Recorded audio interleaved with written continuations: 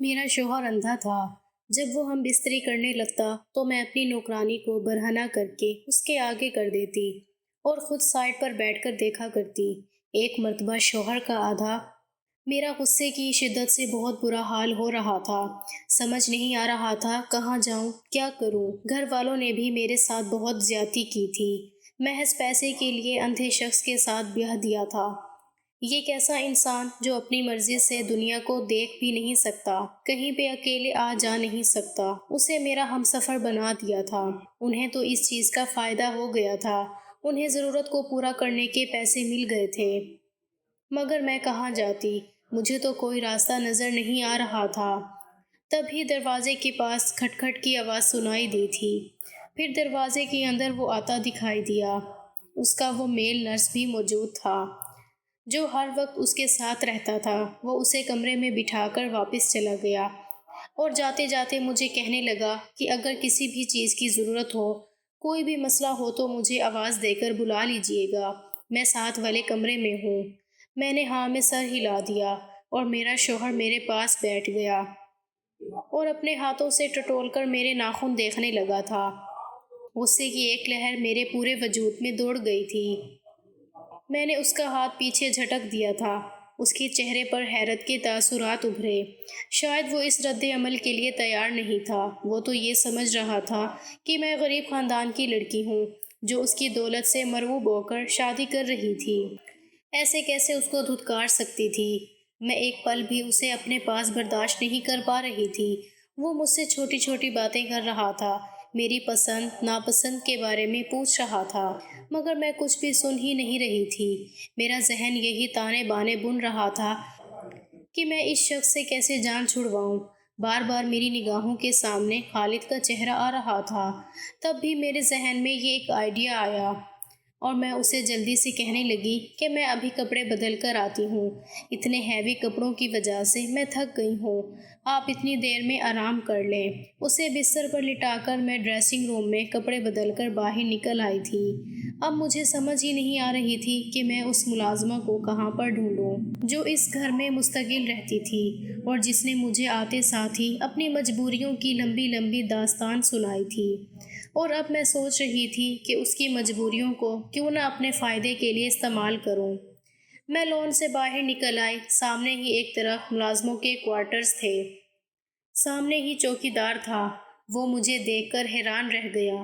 بیگم صاحبہ، آپ اس وقت باہر کیا کر رہی ہیں؟ آپ کو کوئی کام تھا؟ میں نے اس سے کہا کہ مجھے کوثر سے بات کرنی ہے۔ کہاں ہے وہ؟ اسے بلا دو۔ تبھی چوکیدار کوثر کو بلا کر لایا۔ وہ شاید سو رہی تھی، حیران نظروں سے مجھے دیکھنے لگی۔ کچھ چاہیے تھا بیگم صاحبہ؟ میں اس کا ہاتھ پکڑ کر لاؤنج میں لے آئی اور اپنے ہاتھ میں پہنی ہوئی قیمتی سونے کی انگوٹھی اس کے ہاتھ پہ رکھ دی جو بری میں میرے شوہر نے میرے لیے زیورات کے ساتھ بھجوائی تھی۔ مجھے وہ انگوٹھی بہت پسند آئی تھی، مگر اب جو میں کرنے جا رہی تھی اس کے لیے مجھے اپنی پسندیدہ چیز کی قربانی دینا اتنا مشکل نہیں لگ رہا تھا۔ میں نے کوثر کو کہا کہ تم سے مجھے ایک کام ہے اور اگر تم میرا وہ کام کر دو تو میں اس سے زیادہ تمہیں پیسے دوں گی۔ تم نے کہا تھا کہ تمہاری بیٹی بیمار ہے، اس کے علاج کے لیے تمہیں پیسے چاہیے۔ وہ حیران نظروں سے مجھے دیکھنے لگی۔ میں نے اسے کہا کہ میں تمہاری بیٹی کا علاج بھی کروا دوں گی اور تمہاری تمام ضروریات کو بھی پورا کر دوں گی، بس تمہیں میرا یہ کام کرنا ہوگا۔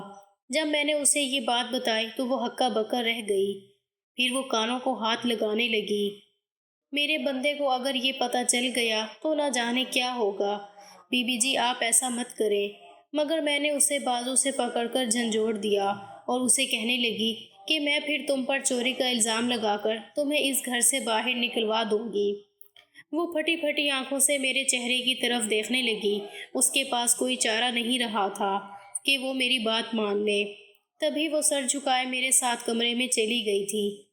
اسے میں اپنی جگہ پر بستر پر لٹا کر خود کمرے سے باہر نکل آئی اور تقریباً 1 گھنٹے کے بعد وہ کمرے سے شکستہ انداز میں نکلی تو وہ خوشی کی ایک لہر میرے پورے وجود میں سرایت کر گئی تھی۔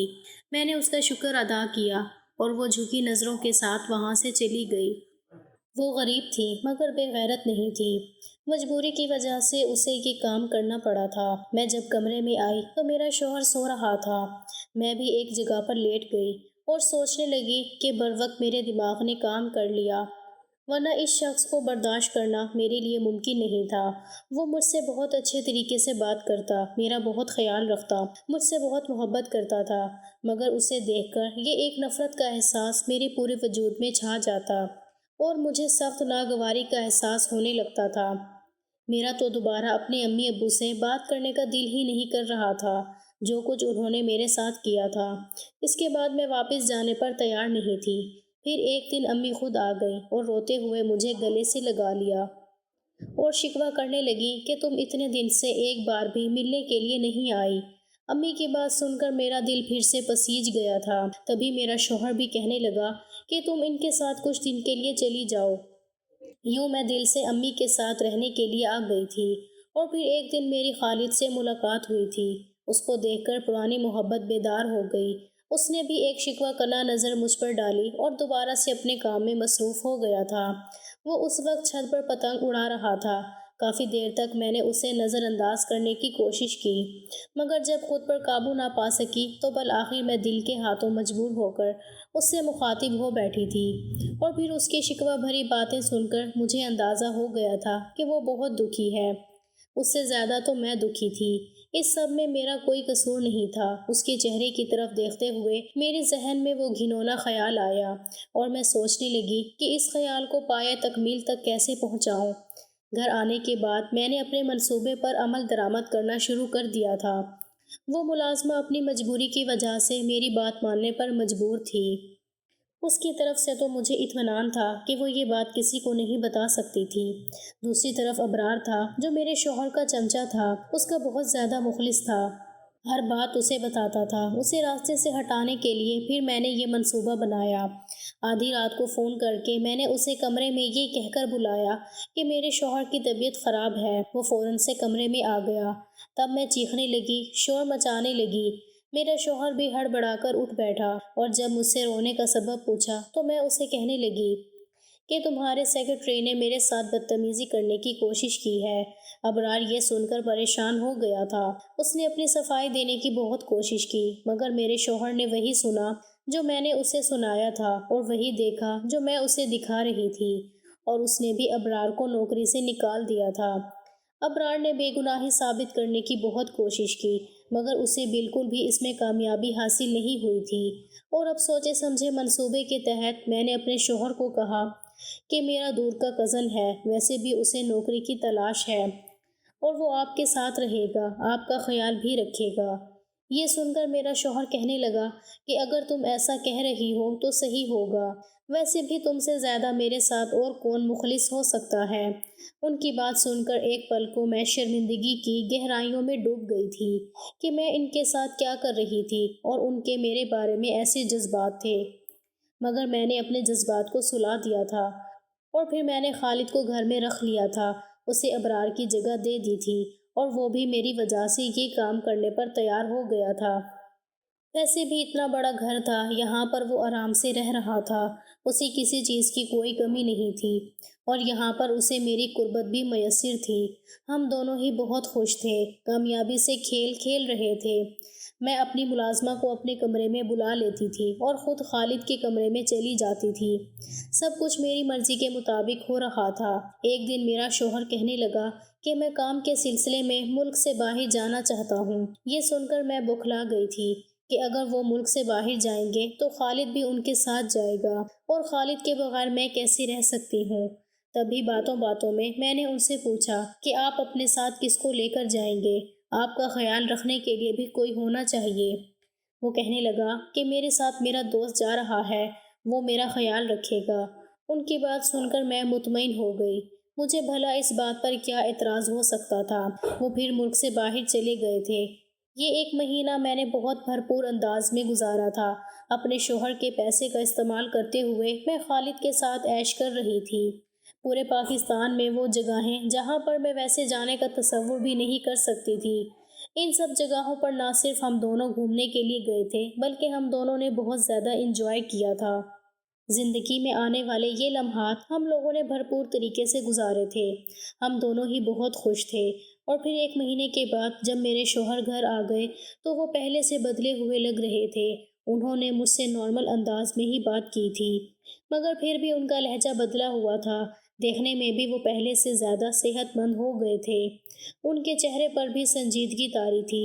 اور رات کو پھر حسب معمول میں نے ملازمہ کو اپنے کمرے میں بلا لیا اور پھر خود خالد کے کمرے میں چلی گئی۔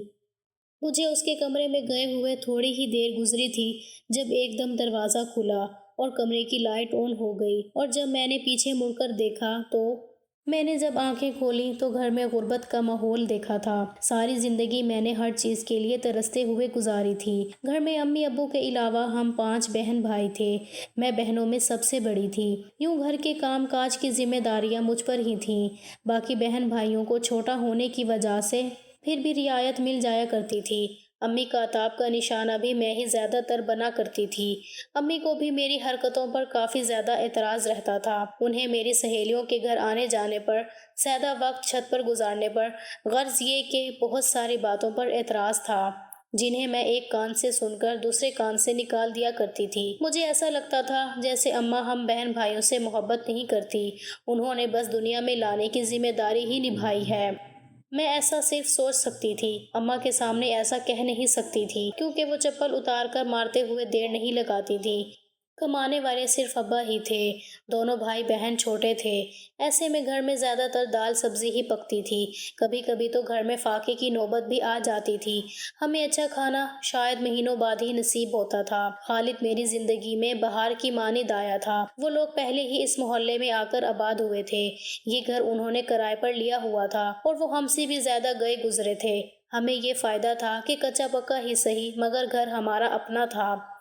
مگر وہ لوگ تو بیچارے اپنے گھر سے بھی محروم تھے۔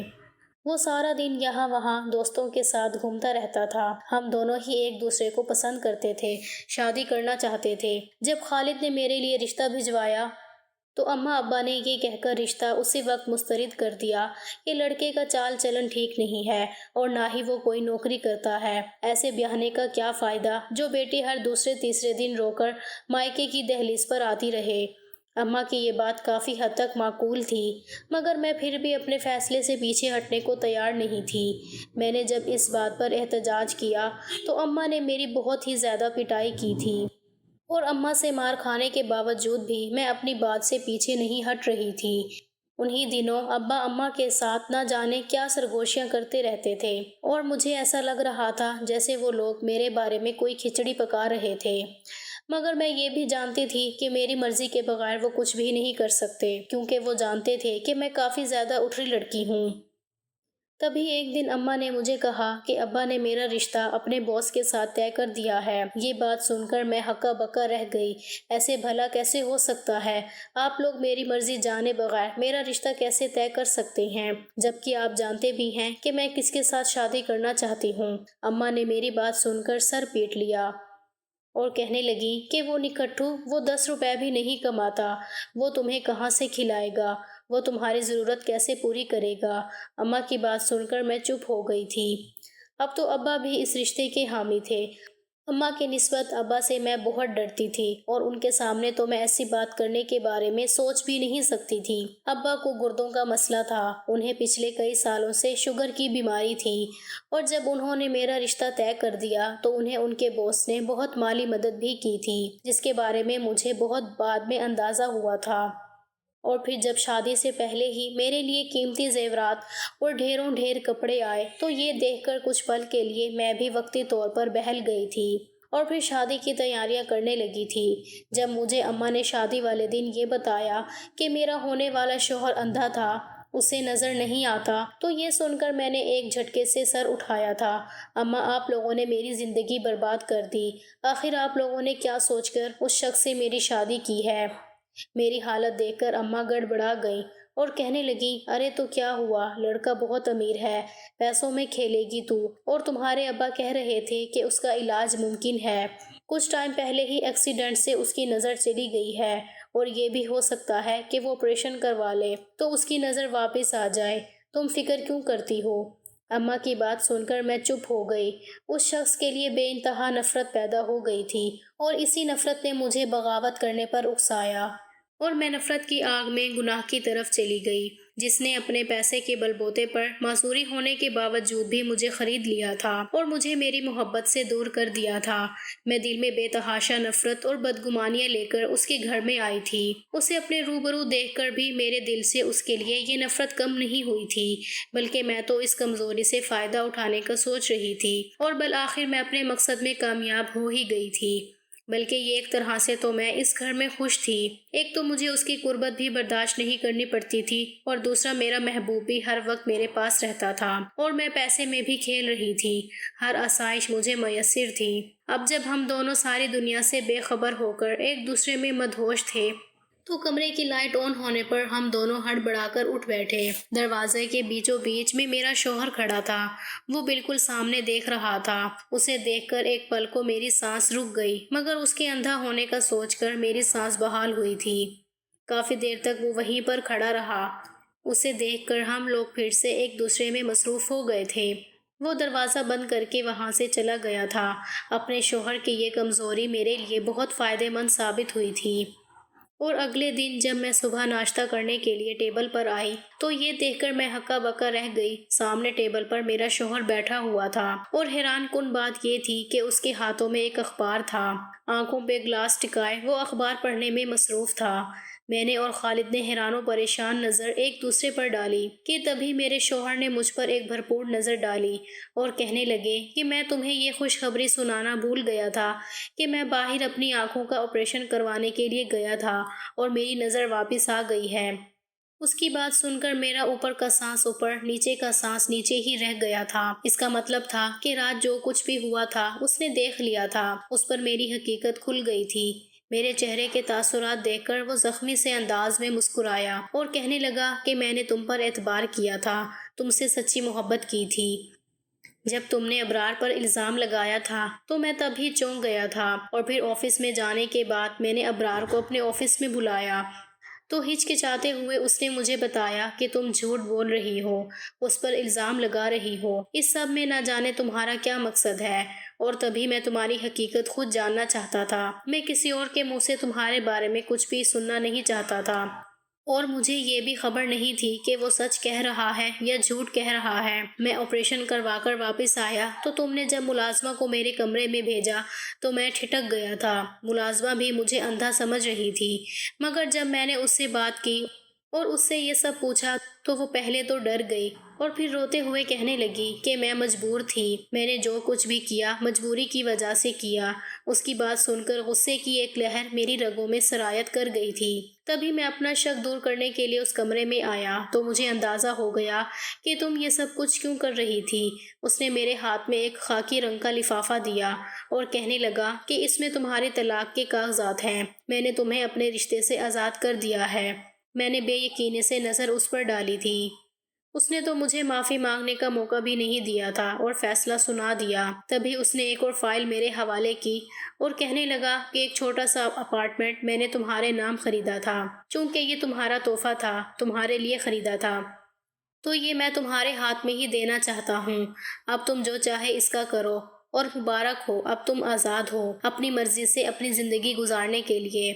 ہم دونوں مرے قدموں سے وہاں سے نکلے تھے۔ یہ بھی غنیمت تھا کہ اس نے میرے نام پر اپارٹمنٹ کر دیا تھا اور میرے بیگ میں بھی اچھے خاصے پیسے موجود تھے۔ واپس آتے ہوئے میں اپنے کپڑے اور تمام زیورات بھی اٹھا کر لے آئی تھی، جو کہ کافی ٹائم تک ہم دونوں کی ضروریات پورے کرنے کے لیے کافی تھے۔ اور پھر عدت مکمل ہوتے ہی میں نے خالد پر زور دینا شروع کر دیا، نکاح کر لو۔ اس نے مجھ سے شادی کر لی تھی۔ سارا دن وہ گھر میں ہی رہتا تھا۔ اب میرے پاس پیسے اور زیورات ختم ہونے لگے تھے۔ اب میں چند چلانے لگی تھی۔ صبح شام میں خالد کو کہتی تھی کہ کوئی کام دھندا کر لو، آخر کب تک یوں گھر میں پڑے رہو گے۔ جب بھی میں اسے یہ بات کہتی تو وہ مجھے پیار سے ٹال دیتا، مگر اب میری برداشت جواب دے گئی تھی۔ اب میں اسے غصے سے یہ بات کہتی تھی، اسی وجہ سے اس نے مجھ پر ہاتھ اٹھانا بھی شروع کر دیا تھا۔ میں جب بھی اسے کمانے کی بات کرتی مجھ پر غصہ کرنے لگتا، مجھے مارنے لگتا۔ وہ تو نکھٹو انسان تھا، اسے تو کام کرنے کی عادت ہی نہیں تھی۔ اماں کی بات بالکل صحیح تھی، وہ صرف آوارہ گردی کر سکتا تھا، اس کے علاوہ اس میں اور کوئی گن نہیں تھا۔ مگر افسوس کہ میں انہی خوبیوں کی وجہ سے اس پر مرتی تھی اور اپنا ہنستا بستا گھر اجاڑ کر بیٹھی تھی۔ ماں باپ مجھ سے ناراض تھے، وہ میری شکل دیکھنے کے بھی روادار نہیں تھے اور یہاں پر میں ہر وقت جلتے گڑتے دن گزار رہی تھی۔ تعلیم میری میٹرک تک تھی، مجھے کسی اچھی جگہ پر نوکری بھی نہیں مل سکتی تھی۔ تبھی میں نے ایک فیکٹری میں کام کرنا شروع کر دیا تھا۔ صبح سے لے کر شام تک میں فیکٹری میں کام کرتی رہتی تھی اور جب گھر میں آتی تو میرا شوہر اپنے بستر پر لیٹا ہوا ٹی وی دیکھنے میں مصروف ہوتا تھا۔ اس کو دیکھ کر غصے کی لہر میرے وجود میں دوڑ جاتی تھی اور پھر سارا دن کی تھکی ہاری میں گھر کے کام کرنے میں مصروف ہو جاتی۔ بار بار میری آنکھوں سے آنسو بہتے اور مجھے اپنے وہ عیش بھرے دن یاد آ جاتے جو میں نے اپنے شوہر کے گھر میں گزارے تھے، اور اب تو وہ دن جیسے میرے خواب بن کے رہ گئے تھے۔ میں اپنے گناہوں کی وجہ سے یہ اذیت اور ذلت بھرے دن گزارنے پر مجبور ہو گئی تھی۔ اماں کے گھر جاتی تو وہ بھی مجھے دیکھ کر منہ دوسری طرف کر دیا کرتی تھیں۔ میں روتے چہرے کے ساتھ وہاں سے واپس آتی۔ میں گھر اور نوکری میں جیسے گن چکر بن گئی تھی۔ میں اب ہر لمحے پچھتاتی رہتی تھی۔ اگر اماں کی بات مانتی اور تھوڑا سا صبر سے کام لیتی، اپنے شوہر کو عزت اور محبت دیتی۔ اماں نے کہا بھی تھا کہ آپریشن کے بعد وہ ٹھیک ہو جائے گا، مگر میں ہی اس کی نفرت میں باولی ہوئی جا رہی تھی۔ آج اس کے ساتھ اس کے گھر میں عیش و آرام کی زندگی گزار رہی ہوتی اور اب تو اس کی آنکھیں بھی واپس ٹھیک ہو چکی تھیں۔ اماں صحیح کہتی تھی کہ تم صدا کی جلد باز ہو، اور آج اسی جلد بازی کی وجہ سے میں کہیں کی نہیں رہی تھی۔ اب مجھے خالد کے ساتھ ہی ہر حال میں گزارا کرنا تھا، کیونکہ خالد میرا اپنا انتخاب تھا اور خالد کو پتا تھا کہ مجھ پر واپسی کے سارے دروازے بند ہو چکے ہیں اور میں اسے چھوڑ کر کہیں نہیں جا سکتی۔ اور اس اپارٹمنٹ میں وہ آرام سے رہتا تھا اور میں سارا دن کام کاج کر کے گھر کا چولہا جلا رہی تھی۔ مجھ جیسی عورتوں کے ساتھ ایسا ہی عبرتناک انجام ہوتا ہے۔ آج کی ویڈیو کہانی آپ کو کیسی لگی کمنٹ کر کے ضرور بتائیے گا، اور ویڈیو اچھی لگے تو لائک شیئر ضرور کیجیے گا اور میرے چینل کو سبسکرائب کریں۔ فرینڈز، ملتے ہیں اگلی نئی ویڈیو کے ساتھ، تب تک کے لیے اللہ حافظ۔